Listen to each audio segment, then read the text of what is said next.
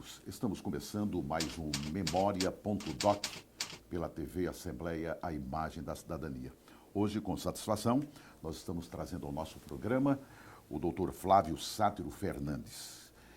Homem do direito, grande jurista, foi presidente do Tribunal de Contas do Estado, mas eu estava observando a vida deste grande cidadão paraibano. É escritor e fala dos seus trabalhos sobre diversos assuntos. Eu falava com ele ainda há pouco aqui, bem que poderia falar só da área de direito, mas não. Ele fala sobre muita coisa interessante. Até romance ele tem. Ele ocupa a cadeira número 4 no Instituto Histórico e Geográfico Paraibano. Depois ele vai dizer para a gente outros setores onde ele atua na área cultural. Aliás, uma área que ele participa com muita maestria. Satisfação recebê-lo aqui no programa. Bom, Gilson, a satisfação, sem dúvida, é toda minha. Ser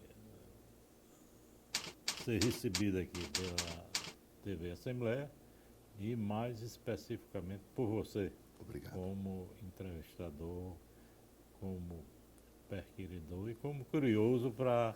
Né, eu sou curioso mesmo, principalmente quando eu estou ao lado de uma cultura, não é? De um homem de uma cultura tão aguçada. Doutor Flávio, eu queria perguntar, nós vamos falar sobre a história constitucional da Paraíba. O senhor tem um trabalho, uma nova edição desse trabalho, fez depois agora renovou, não é, esse seu trabalho.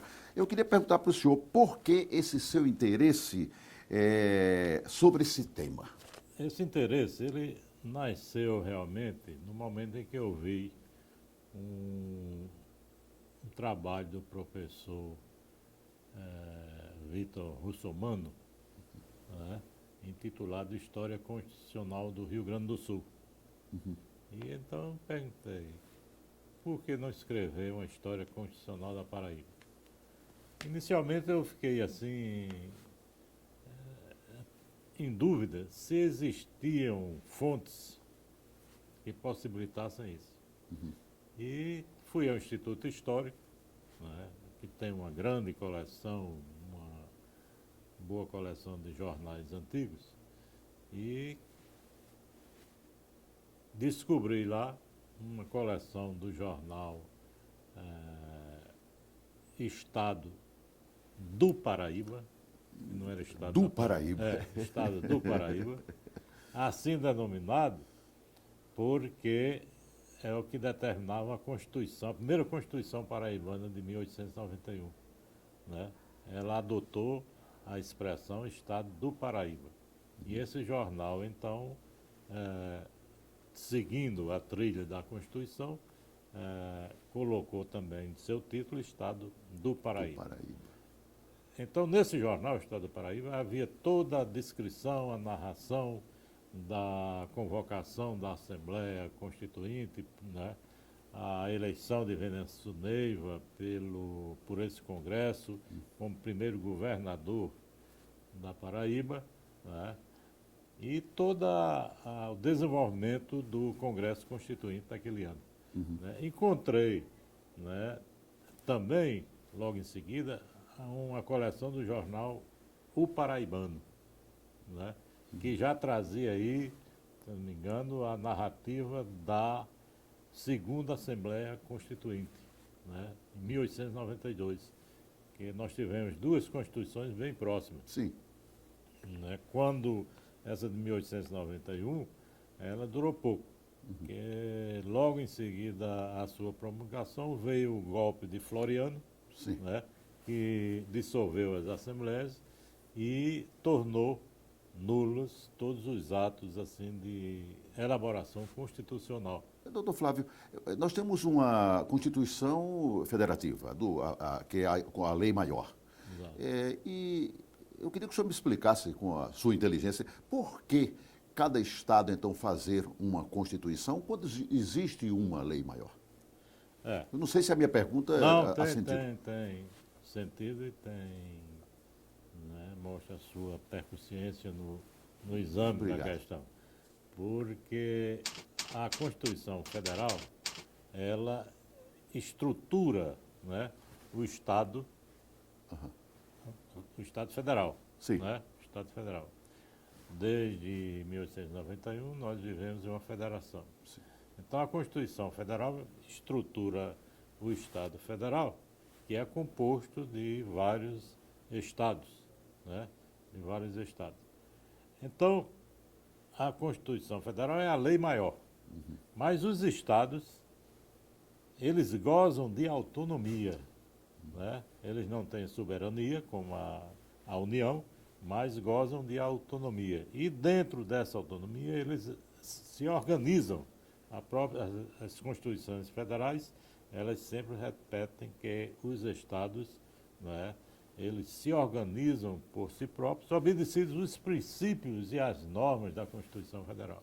Quer dizer, uma lei estadual ela não pode ir de encontro à lei maior. Exato. Nem a própria Constituição estadual Coisa. pode se contrapor Assim. à Constituição Federal. Sabe? Então, os estados têm a capacidade de se auto-organizarem. Mas, ao se organizarem por si próprios, eles têm de obedecer aos princípios e às normas da Constituição Federal. Né?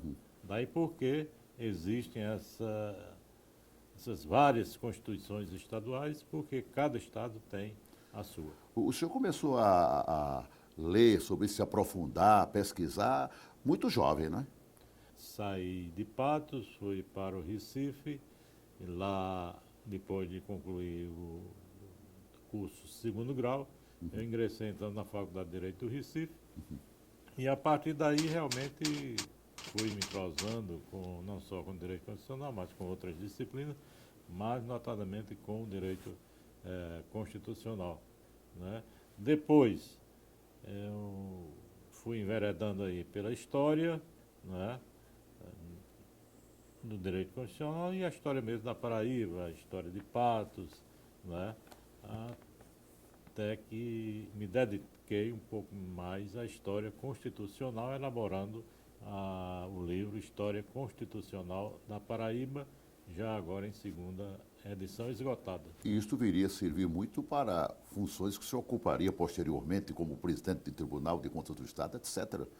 Porque né, o direito constitucional, né, a ele estão vinculados os demais ramos do direito, notadamente, no meu caso, o direito administrativo, né, o direito financeiro, né, o direito financeiro, tendo em vista a competência que o tribunal tem de fiscalizar a execução orçamentária e financeira dos entes públicos.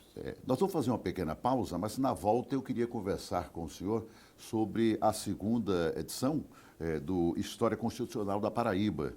E eu observei que o senhor fez algumas mudanças. O senhor diz até que foram pequenas mudanças. Mas o senhor vai explicar isso daqui a pouquinho. Nós voltamos dentro de instantes com o nosso Memória.doc.